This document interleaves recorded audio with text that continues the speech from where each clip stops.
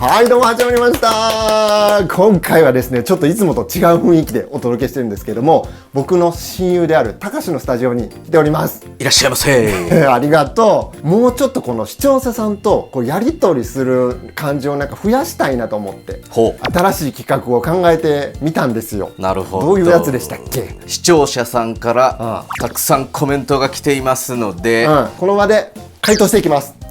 何個かねピックアップしておきました。はいはいはい。若手イリナ JK さん、アナログディレイ暖かくていいですね。いいですね。ところでリバーブにはアナログとかデジタルとかあるんでしょうか？アナログディレイっていうエフェクターがあって、デジタルディレイ、アナログディレイっていうのがあるんですけれども、今のご質問はデジタルリバーブあるけどアナログリバーブっていうのがあるかってこと？確かにあんまりワードとしてあんま聞かへんな。アナログディレイはなんか売ってるよね。アナログディレイは売ってる。アナログリバーブ、回答を先にするとあるっちゃあります。実際のこのバネが入ってて、弾くとそのバネが振動して、それでスプリングリバーブの音が足されて出ていく。デジタルで作ってるわけじゃないので、多分あれはアナログリバーブなんだと思う。なるほど。こんな感じでいいですか？いいんじゃないでしょうか。はい。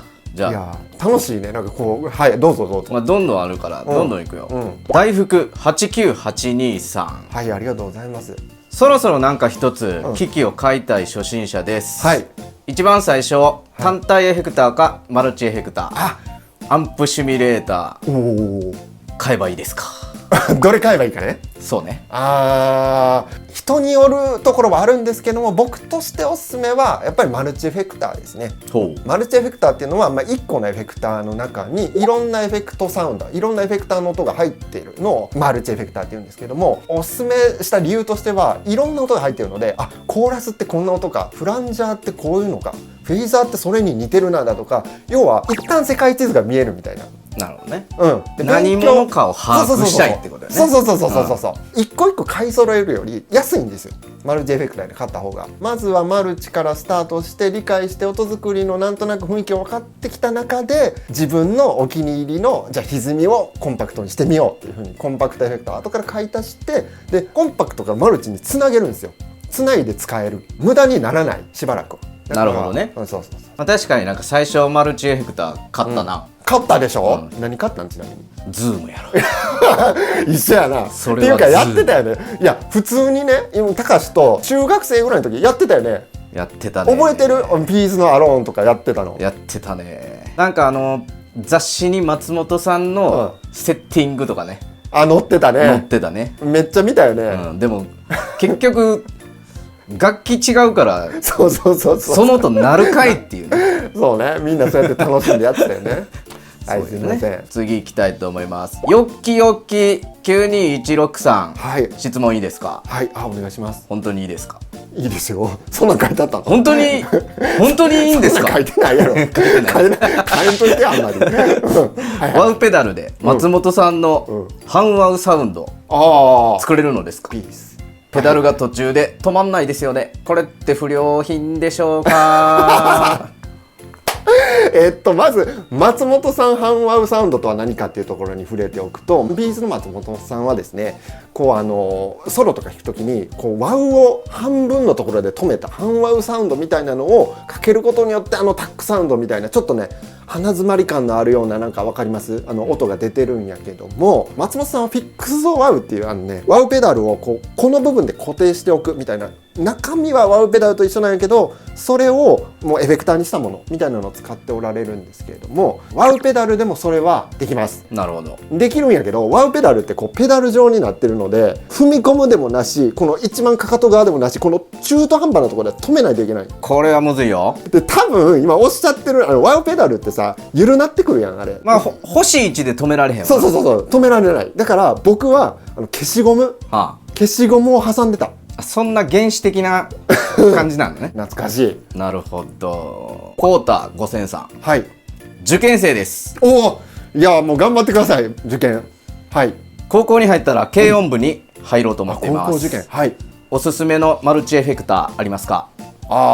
自分はボス GT1 を買いたいと思っているのですが、初心者なので身の丈に合っていないでしょうか？いやなるほど。いやいいと思いますよ。ボスの GT1 フットスイッチがいくつかあるので、その場で音も切り替えれるし、ペダルがついてるのでボリュームペダルでボリューム操作をできたり、あとパッチによっては今言ったねワウペダルみたいな操作もできるので、全然身の丈にとか気にしなくていいと思うし、いいと思います。 GT1 素晴らしい。山森デスラーさんはい非常に名前が素敵です。素敵ですね。次行きたいと思います。突っ込んでそういうことどういうことかなと思った。ごめん突っ込むとかやった今の。そう飛ばそうとしたんだね。ごめんめっちゃ反省会やわ。ボケやったんやけど。ごめんちょっと初回やから許してよ。分かったわ。そういうことか。いや山森ですら。はいすいません。稲体とはどういう意味でしょうか。そういうご質問ですか。以上。稲体これ分かんないですよね。むずいよね。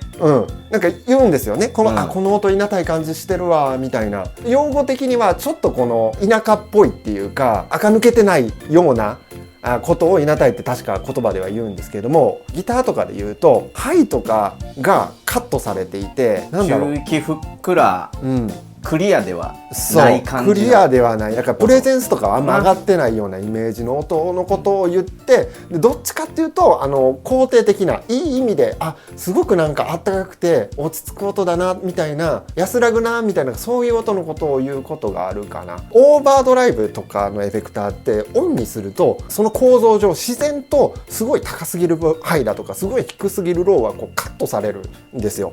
でカットされることによってこう中域のだけ残る、それがすごくギターっぽいサウンドになるわけなんですけれども、その感じがそのオーバードライブの答えによってはいなたい感じのオーバードライブやみたいな。なるほど。ちなみに僕は初めて聞いた時意味が分かりませんでした。同じくいやいいね、なんかこうやって皆さんのご質問にこうスパスパ答えれてるからあれですけどスパスパいけてるんちゃう？いけてる？なんかね、ちなみに皆さんこれ今見ていただいて自分も質問あるっていう方、ぜひ今コメント欄に書いていただけないでしょうか。何でもいいんで、本当にさっきみたいな質問でも何でもいいです。マンダリン S5S さん、直列の場合は、ジャンクションボックスは必要にならないですかね。あるに越したことはないですか？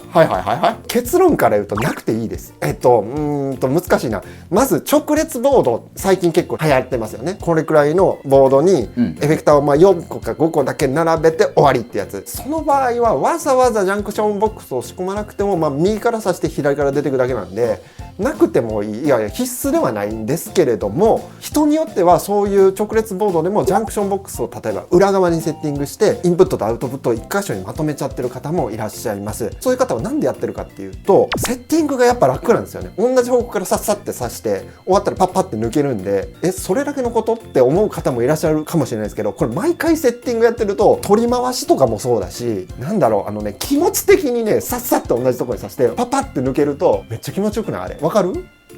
分かってないやん。分かってないでしょ。AAA トリプル A ですか？トリプル A、はい、7713、いつも拝見しています。ありがとうございます。エフェクターかアンプを買うか迷っています。今アンプはボックスの携帯型のアンプを使っていて、エフェクターは MG50 プラスを使用しています。ズームマルチストンプだ。エフェクターかアンプどちらを買うべきだと思いますか？なるほど、迷いますね。マルチストンプをお持ちなんであれば、僕のおすすめはですけどもアンプかなっていうのも、音の出口って結局アンプじゃないですか。でアンプで結構決まるっていうか、めちゃめちゃ高いエフェクター買ってもうアンプがすごくこのちっちゃめだと、そもそも低音って鳴らせるところって限界があるんですね。だからアンプがしっかりしてるとそのエフェクターのポテンシャルもしっかり発揮できるので、そういうことで言うと次はちょっとステップアップしたアンプを、買ってみるといいんじゃないかなと思いました。ファミコンとかで言うと、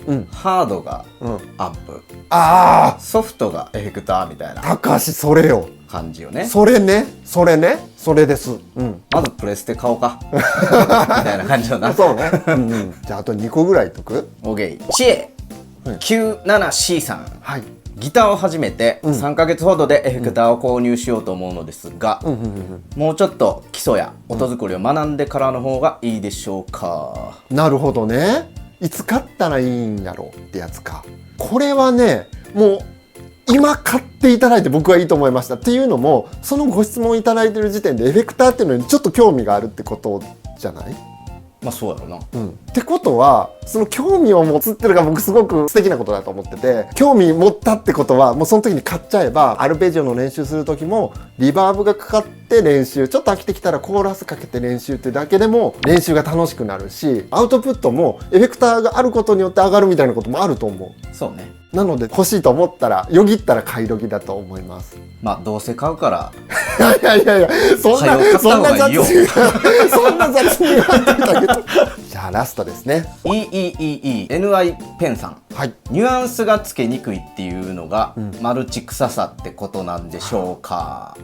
まずマルチ臭いっていうワードが確かにありまして、このように、マルチ臭いとは何かというと、マルチエフェクターを通すと、あ、この音マルチ通した音だよねみたいな、どっちかっていうとちょっとネガティブな、なんか劣化したというか、なんか音が良くなくなったみたいなニュアンスでマルチ臭いとか何臭いって言ったりするんですけれども、昔はあったと思ってて、最近ただねマルチ臭さはない。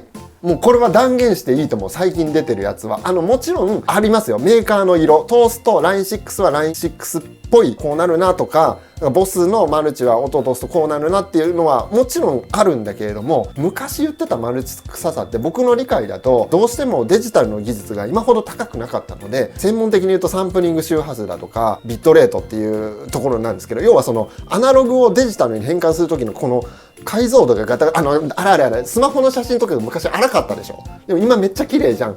あれがの音バージョンみたいなのがあったんですよ。で、そうそれがあった時はマルチ使うと音がそうなっちゃったな、がっかりみたいなのがあったんですけど、最近はもうすごいですね。